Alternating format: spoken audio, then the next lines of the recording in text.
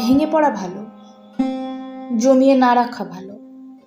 Class 6-এর pen, class 9-এর বই, উচ্চ মাধ্যমিকের বন্ধু, কলেজের প্রেম ছেড়ে দিতে হয় কখনো।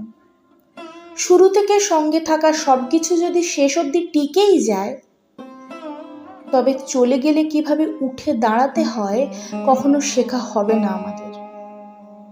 তখন বিনা প্রস্তুতির যে যুদ্ধ লড়তে হবে নিজের সঙ্গে, তাতে পরাজয় হবে প্রথম দফাতেই। তাই ছেড়ে দেওয়া ভালো।